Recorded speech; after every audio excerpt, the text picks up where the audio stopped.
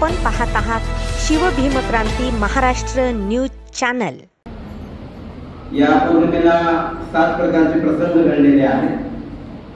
तो म्हणजे पहिला प्रसंग असा आहे की आपण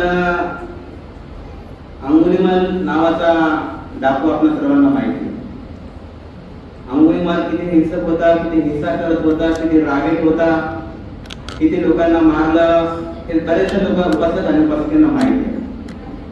परंतु ही जी पौर्णिमा आहे, जी श्रावण पौर्णिमा आहे, या श्रावण पौर्णिमेला या दिवशी तथागत बुद्धांनी त्यांना दीक्षा दिलेली आहे।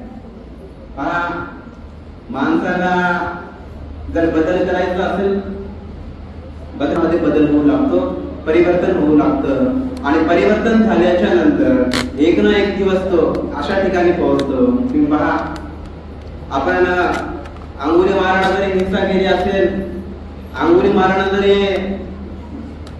प्राणी मारले असतील, पशु मारले असतील, माणसाची हिंसा केली असेल, परंतु त्या अंगुली माराला जर बदलण्यासाठी एक छोटासा प्रसंग त्या काळामध्ये त्याच्यासोबत घडला आणि घडल्याच्या नंतर हा अंगुलीमाल जो आहे, हा अंगुलीमाल जशी बुद्धांसोबत त्यांची भेट झाली आणि भेट झाल्याच्या नंतर जेव्हा हा अंगुलीमाल प्रयोजित झाल्याच्या नंतर तुम्ही पहा, माणसं म्हणतात ना, जसं ज्या प्रकारची कर्म केली, ज्या प्रकारे वागला, ज्याप्रमाणे आपण त्या गोष्टीकडे मार्गक्रमण केला, त्या गोष्टीचं सुद्धा आपल्याला फळ मिळतं।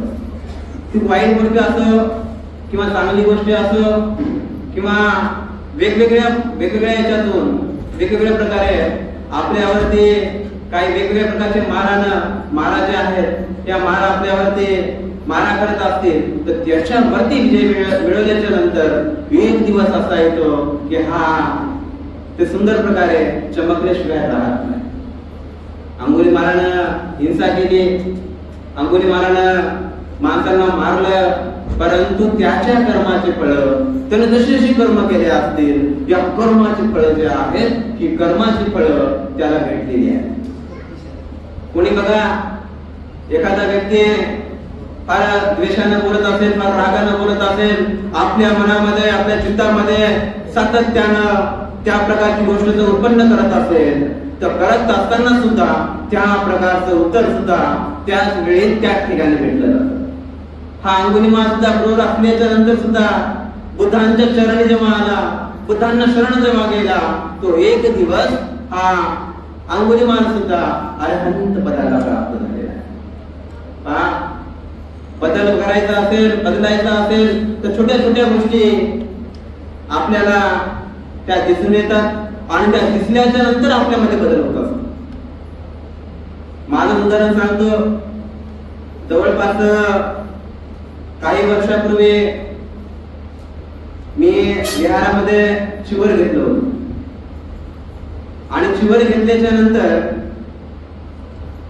ते मी जवळपास तिसऱ्या दिवशी पळून गेलो तर असं लोकांचं एक मानसिकता झाली की हा मुलगा त्या ठिकाणी टिकणार नाहीये, हा मुलगा त्या ठिकाणी टिकणार नाहीये, हा शिवरामध्ये राहणार नाहीये, हा काय बदल करणार आहे, अशा प्रकारची प्रत्येकाच्या डोक्यामध्ये या प्रकारची मानसिकता निर्माण झाली होती।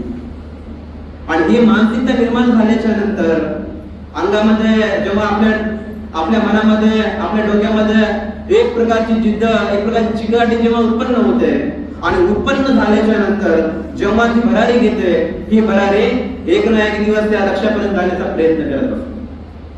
पहा, परत काही दिवसानं जवळपास धम्मपरिषदेचा कालावधी होता, त्या धम्मपरिषदेच्या कालावधीमध्ये परत शिवर घेतलं आणि परत शिवर घेतल्याच्या नंतर जवळपास मला 5 ते 6 वर्ष आतापर्यंत झालेली आहे। येणाऱ्या काळामध्ये पूर्ण जीवन जे आहे, पूजनीय भदंत डॉक्टर उपगुप्तजी महादेव यांच्या मार्गदर्शनाखाली काम करण्याची इच्छा आहे। पूर्णेमधून जसे की बरेचसे भंतेजी तयार होऊन गेले, फार चांगल्या प्रकारे तयार झालेले आहेत। असंच एक ध्येय आहे की येणाऱ्या काळामध्ये सुद्धा एक विद्वान भिक्षू म्हणून माझी सुद्धा त्याच्यामध्ये नोंद व्हावी या प्रकारचा संकल्प धरून आज मी हे काम करत आहे.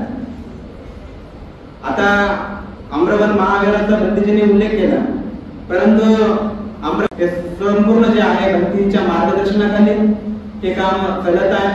22 फुटाच्या बुद्ध मूर्तीचं काम जवळपास पूर्णत्वास काही दिवसामध्ये येणाऱ्या महिन्यामध्ये आपण त्या मूर्तीचं अनावरण करणार आहोत.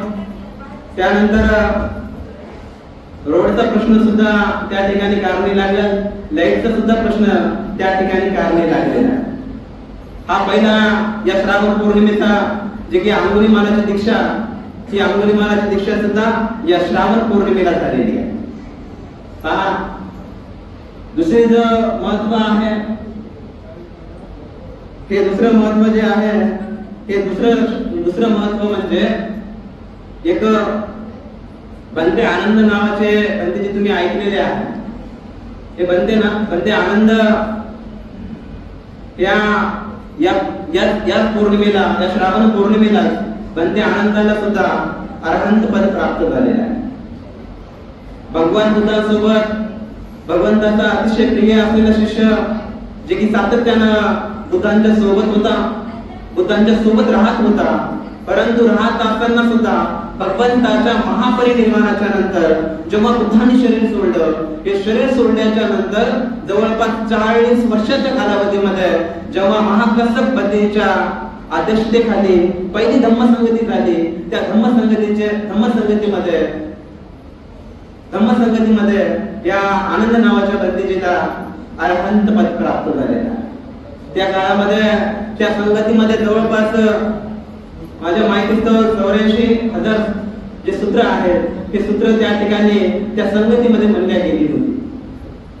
परत या श्रावण पौर्णिमेचं महत्व सांगायचं जर ठरवलं तर एक पौर्णिमेचं महत्व अतिशय मोठं महत्व आहे. या पौर्णिमेला दानाचं सुद्धा फार मोठं महत्व सांगितलेलं आहे. बघा, ज्या उपासकांनी आजच्या दिवशी दान दिलेलं आहे, आमचे गौतम दादा असतील, नागदेवी आई असतील, ज्यांनी या पौर्णिमेला दान दिलेलं आहे, या पौर्णिमेला एक महान असं, अतिशय असं महान असं पुण्य त्या उपासक उपासिकेने कमवलेलं आहे. म्हणून आपण जेव्हा सातत्यानं या मनुष्य जीवनामध्ये जीवन जगत असताना ज्या प्रकारे आपल्याला जेवणाची भूक लागत असते, ज्याप्रमाणे आपल्याला काही ऐकण्याची इच्छा उत्पन्न होत असते, हे ऐकत असताना सदैवरित्या दान देणं पण फार गरजेचं आहे. भगवंत एका ठिकाणी उपदेश देत असताना, आपल्या भिक्खू संघाला उपदेश देत असताना, ग्रस्तांना उपदेश देत असताना भगवंत म्हणतात, महापुण्यं महासत्ये महारोगान कंपिनो. भगवंत म्हणतात की या जगामध्ये जे काही दुःख उत्पन्न होणार आहे, जे काही दुःख उत्पन्न होणार आहे, या दुःखावरती जो खरोखर आपल्याला जर विजय प्राप्त करायचा असेल तर आपण सातत्यानं पुण्य अर्जित करणं, दान देणं हे तेवढंच गरजेचं आहे. म्हणून आपण आपल्यामध्ये जे काही शक्य होईल हे दान देणं हे अतिशय महत्वाचं आहे. येणाऱ्या हे जे आहे दुसरं एक श्रावण पौर्णिमेचं महत्व आहे, जे की आपण रक्षाबंधन म्हणतो. या रक्षाबंधनचं सुद्धा जे महत्व जे आहे याच्या बुद्ध तत्वज्ञानामध्ये सुद्धा त्याच्या बाबतीमध्ये सांगितलेलं आहे. जसं की आपण आपली जर रक्षा जर करायची असेल तर स्वतःहून, स्वतःच्या हिमतीनं, स्वतःच्या बळावरती ही रक्षा करणं ही फार गरजेचं आहे. जसं की आपण पहा, सकाळी आपण आव्हान सुद्धा पठण केलं, कर्णीयमेचं सुद्धा आपण सुत्तपठण केलं, महामंगल सुद्धा केलं.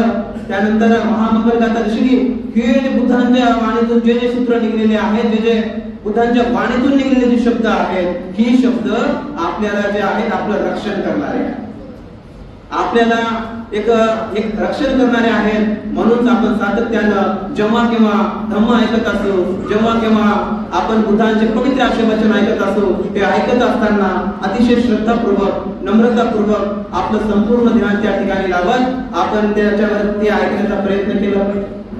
ऐकूनच नाही तर ते आपल्यामध्ये उतरवण्याचा प्रयत्न केला पाहिजे. उतरवणच नाही तर इतरांना सांगण्याचा सुद्धा प्रयत्न केला पाहिजे. आपल्या पुरतं मर्यादित न ठेवता आता बघा, आपल्याला बऱ्याचशा गोष्टी ज्या आहेत, काही गोष्टी भेटल्या तर भेटल्याच्या नंतर आपल्याला वाटतंय मलाच भेटलं पाहिजे, इतरांना भेटलं नाही पाहिजे. तसं भगवंतांनी केलेलं नाही. बुद्धांना जेव्हा बुद्धत्व प्राप्त झालं, ते बुद्धत्व प्राप्त झाल्याच्या नंतर भगवंतांनी पहिल्यांदा जर कोणाला धर्मोपदेश दिला असेल तर त्या 5 ब्राह्मणांना दिलेला आहे. आणि 5 ब्राह्मणाला दिल्याच्या नंतर सारनाथ इथे पहिलं धम्मचक्र प्रवर्तन झालेलं आहे. बघा, आपल्या पुढचं ठेवलं, आपण बघा बरं, आपल्या पुढचं मर्यादित ठेवतो, हे माझं ते माझं, आणि सर्व जे आहे ते सर्व एक ना एक दिवस संपणार आहे. म्हणून माणसानं सातत्यानं जेव्हा आपण जीवन जगत असतो, ते जीवन जगत असताना धम्म आपल्यामध्ये उतरवून भिक्खू संघाच्या सेवेमध्ये पूजनीय तीन रत्नावरती श्रद्धाभाव ठेवत आपण सर्वांनी या 3 रत्नांना शरण गेलं पाहिजे. बरेचसे लोक म्हणतात की बंदीजी म्हणतात आमच्या आयुष्यामध्ये बरंच दुःख आहे, आम्ही सातत्याने या दुःखाकडे जात आहोत. अरे या दुःख कुठून उत्पन्न होतं, या दुःखाचं मूळ कारण काय? तर हे जर आपण शोधण्याचा प्रयत्न केला तर हे सर्वात मोठं जे कारण आहे ते आपल्या चित्तामध्ये असलेले मैल.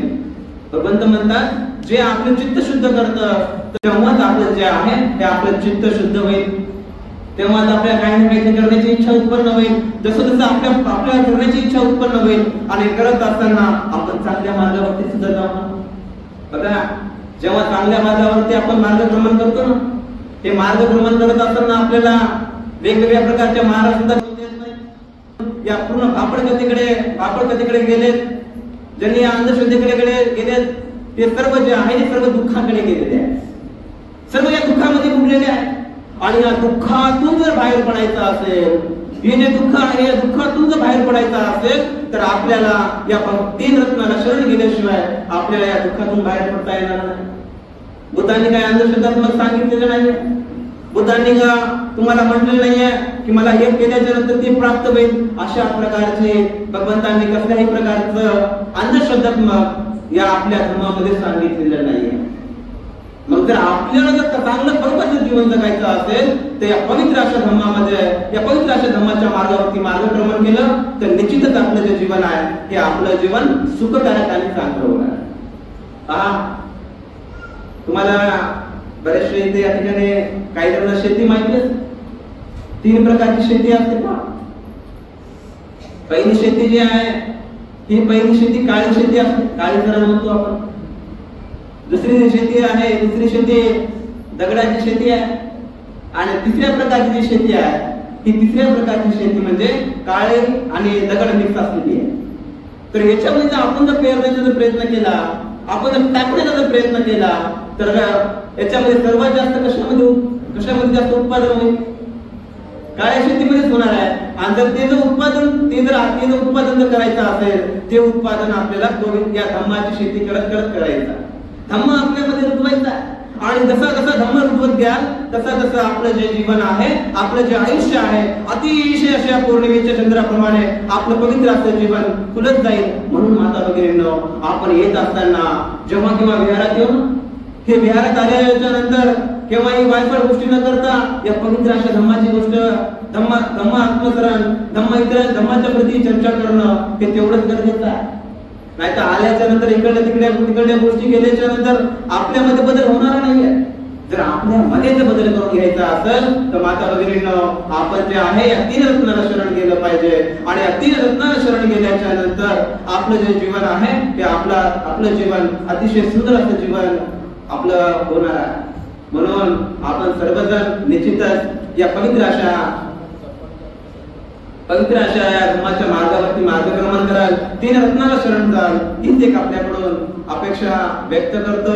आजच्या या दिवशी खरोखर सांगायचं म्हटलं तर बंदीच्या समोर बोलण्याची ताकद होत नाही, तरी पण एक बंदीचा आदेश असल्यामुळं मी आपल्यामध्ये थोडीशी हितगुज केली. आजच्या या दिवशी आदरणीय बंदीजींनी मला संधी दिली, त्याबद्दल बंदीजीच्या एक नतमस्तक होऊन हा छोटासा धर्मचर्चेचा भाग या ठिकाणी समाप्त करतो. सर्वांना धन्यवाद.